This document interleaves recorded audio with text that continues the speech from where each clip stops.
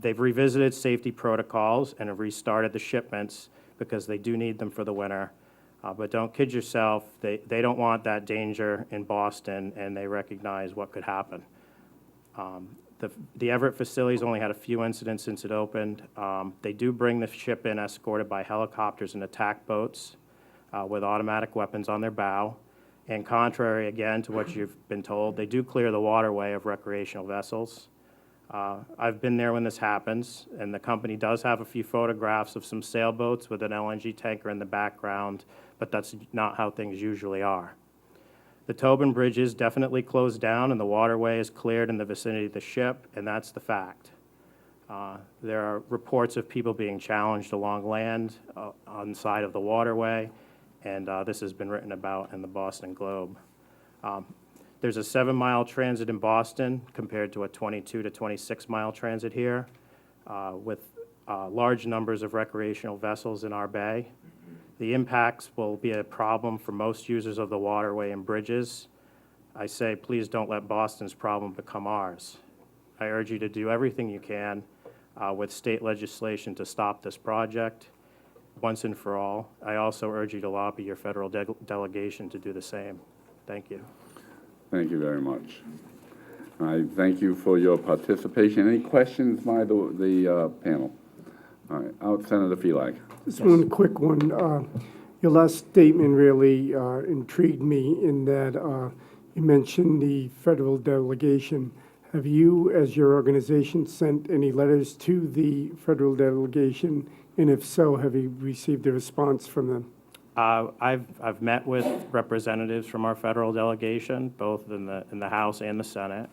I've gotten some responses from them about what they've done, and I think if you look at the record of most of our federal delegation, I think most of them have done something along the way with the various proposals, and they do sound to be committed. But I come back to the question: if they're committed to stopping it, and this project really isn't in the best interest of the state, then why are we still here 8 years later? Well, that's my essence of my question, because I firmly believe it's in the federal ballpark, and we need input from our federal elected officials, both in Massachusetts and Rhode Island. And I would agree, but at the same time, I wouldn't underestimate the power of state legislation to some of these things, because yeah, at the end of the day, you're right, federal decision, federal mandate for this project, but I think that some of the state legislation could certainly provide to be quite a hindrance to the company too. Thank you. Ms. Windsor, I just want to make one other reference. I certainly want everybody to point out what they think are inconsistencies and inaccuracies in what somebody else has said. But I have chided Mr. Shearer on behalf of Hess, and I would like folks to refrain, if possible, from any addressing of the moral character of anybody involved in this process. I don't think that helps us conduct a civilized conversation. Thank you. That's just... Yeah, I didn't mean to point that out to anyone, any individual. I just, as you read the record from the company, I'm more talking about what's been presented in the public light, I might add. Well, the Supreme Court has said that the corporation is a person, and you might have hurt that person's feelings. Okay. Who knows? Ms. Windsor. Okay, thank you very much. Distinguished members of the Senate LNG Task Force, my name is Ellen Windsor. I'm a councilwoman from Jamestown, a director of the Potter League for Animals, and a member of the Jamestown LNG Working Group. I am here to request your support for a joint resolution against the Weavers Cove LNG facility. The resolution was drafted by our working group experts. We are seeking co-signatures from the councilors of all our coastal communities, and we seek your endorsement for this effort. I believe you have copies of the resolution. Narragansett Bay is unique in America, not only for its beauty and history, but also for the effortless coexistence among the many different parties who use our bay: fishermen, recreational sailors, the United States Navy, and commercial ships bound for Providence and Fall River. The balance among these uses and the gracious character of our bay would be forever lost if our waters became a highway for LNG tankers. Think of them as the wide loads you see lumbering along our roads, except that their cargoes are so dangerous they require Coast Guard escorts and security bubbles nearly 3 miles long and a half a mile wide on each side of the tankers. What will these monstrous intrusions provide for Rhode Island and southeastern Massachusetts? An estimated 50 permanent jobs, which must be weighed against the damage to our bay from the dredging operations that will wipe out spawning grounds and stir up toxic contaminants buried in the sediments. These 50 jobs must be weighed against the inevitable loss of tourism dollars as our visitors look for vacation destinations with fewer industrial insults. Meanwhile, we will all remain burdened by exorbitant energy prices.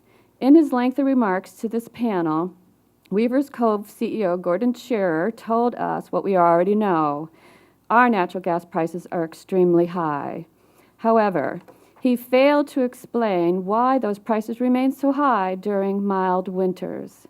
And he failed to offer any assurance that the massive energy deliveries he has planned for our bay will provide a significant decrease in the exorbitant price we pay year after year after year.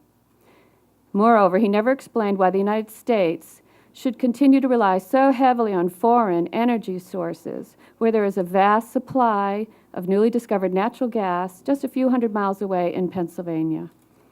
If all that energy is so close to Rhode Island, why on earth should we hand over our bay to help those who profit from our national addiction to foreign hydrocarbons?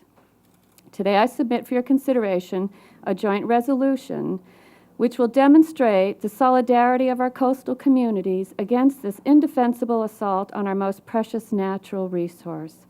On behalf of the LNG Working Group, I thank you sincerely for your time.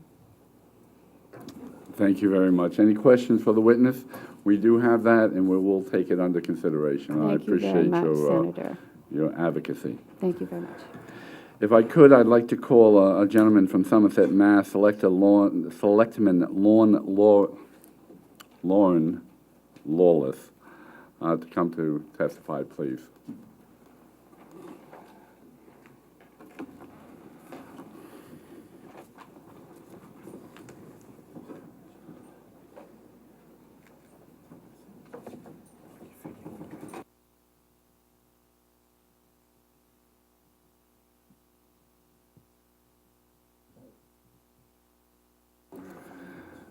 Thank you. I understand from Representative Gallison, you have been involved with this issue for a considerable period of time, and I appreciate you coming to assist us on our deliberations.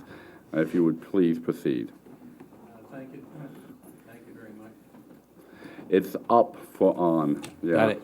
A little counterintuitive. Yeah, I'm glad I came to Rhode Island. You can get that straight. My main claim to fame is actually almost getting arrested with Ray Gallison. I don't know if you recall, but I told Mr. Gallison I didn't want to be in the same cell as him when we shut down the FERCs at Venus. My background, what's that? Well, I understand that. I won't say what else I said, but it wouldn't be appropriate here. But my background is over 18 years in the oil industry. I've worked on hydrogen plants, crude units, isomax, amine plants, boiler plants. I know process, and I can tell you, being a selectman of Somerset, this project would certainly be a detriment to Rhode Island. I've been saying it and testifying for the last probably close to 7 years now, from Jamestown to Boston. We need to understand that this is just about profits of this company. We have a situation that, and I believe one of the senators here, I forget his name, he's absolutely right, that we do have to have this legislated on the federal level to make this go away.